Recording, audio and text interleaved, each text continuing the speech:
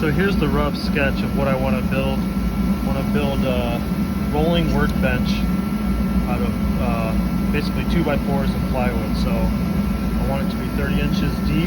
It'll kind of match the width of this workbench here, so I can store it at the end. And then it's going to be 48 inches long and 41.5 inches tall, so that'll match the height of this. So basically when we're not using it, I'm going to store it at the end. And when I do need it, it's going to have these caster wheels, and I'll roll it out to the middle of the shop and work on whatever I need to work on. It'll have a little shelf at the bottom for storing tools, and then any small equipment I can put on the top, or pieces and parts of anything else I might be working on. So that is the game plan, and I started getting my boards cut. So I got 4 48-inch long boards cut, and those will be here.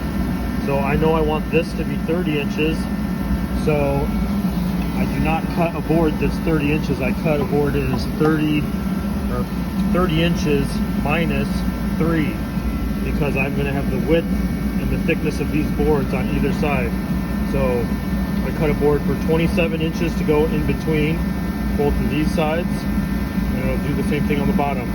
Basically, I'm going to be making this cube first. So there's the rough size. I haven't screwed anything together yet, but I'm just getting it mocked up so I can see how big it's going to be, make sure my angles are right angles right in here, so that when I cut the piece of plywood to the top, it'll be nice and even. I might throw another brace across the middle in case if I have extra lumber left over, I'm going to do that. So right now I'm going to get these 3-inch long screws so I can go into the wood and secure it and have plenty of threads going into the wood.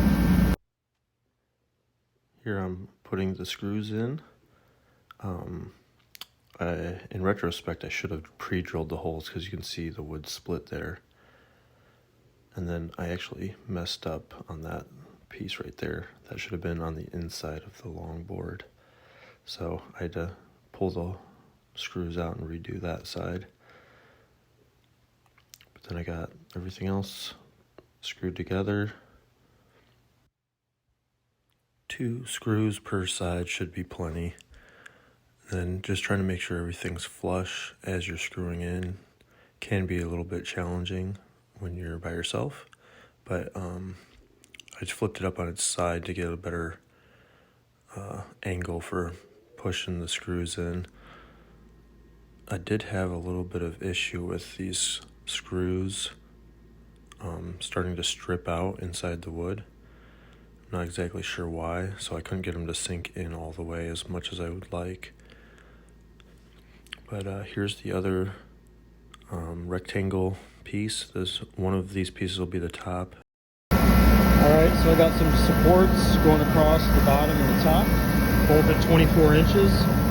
So that'll help support the plywood that goes on there. And now I'm just going to measure the legs to go between the top and the bottom. So here I'm just screwing in the legs of the workbench. These goes from the top to the bottom shelf. I'm putting 2 screws per board per side, so each one of those legs has 4 screws holding it together. And this part was the trickiest because it was trying to pull the table into square, which it didn't really want to be in, and some of the cuts were not exact perfect cuts, so it ended up turning out just fine. Now flipping it over to do the other side. Once again, maybe I should have pre-drilled holes for this, but it's just a workbench in a shop. I didn't really need it to be super beautiful and exact, precise measurements, but I want to do as best a job as I could.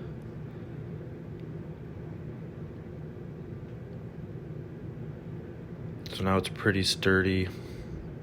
I'm just making sure everything is screwed in. That's the last leg, I think. Alright, there's the top.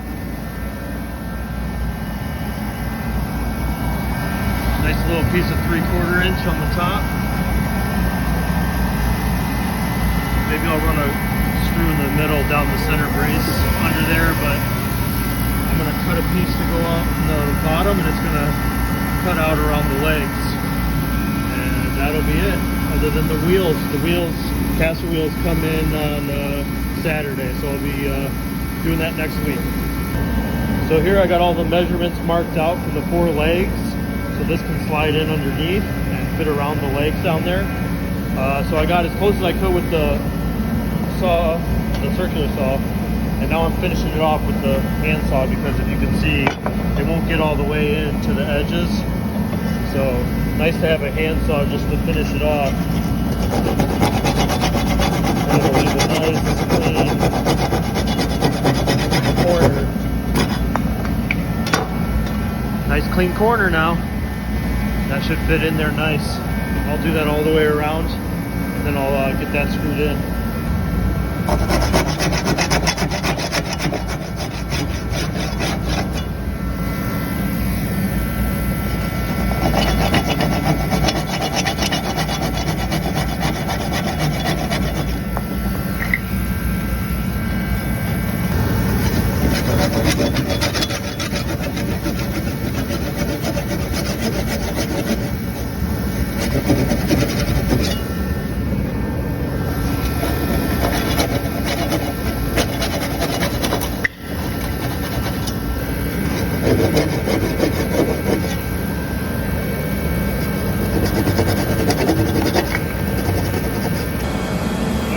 First time test it, let's see how it looks. So I wasn't exactly sure which way I should have put that in, but I ended up going through the side like that. I'm just using my hand to try to pound it into place. It actually fit pretty good. Nice and snug. Very tight fit. So that is a snug fit. I need to tap it down a little bit in the corners. But that thing is, yeah, that could be tapped. That's a nice tight fit. And maximize the amount of space I can store stuff on the bottom. I'm probably going to put like hooks or something on the sides for hanging hammers, wrenches potentially. But I definitely want to have like a socket set rolling around with me on the bottom. So that's always next to where I'm working. So that came out pretty sweet. I'm happy with that. Here I'm just screwing the bottom shelf in. I have to go all the way around the edges. And then I also had a brace going down the center that I screwed into. Now the workbench is almost done. All it needs is the wheels. I wonder what color I should paint it. I wonder what color I should paint it. What do you think I should paint it? Here's a few days later after I get the wheels from Amazon. I'll put a link in the description for these. These were $30 for 4 of them. I think they're 4-inch or 3-inch wheels. Can't remember exactly, but they came with screws, big long beefy screws to screw them in. 4 screws per wheel. And yeah, they're pretty awesome. They're polyurethane wheels. After I got all the wheels on, I flip it upside down so it's the right side up. Test the wheels, make sure they spin. I'm also testing to see how sturdy it is, balanced. Really happy with how it turned out. If you liked the video, give it a thumbs up and subscribe to the channel. Thanks for watching.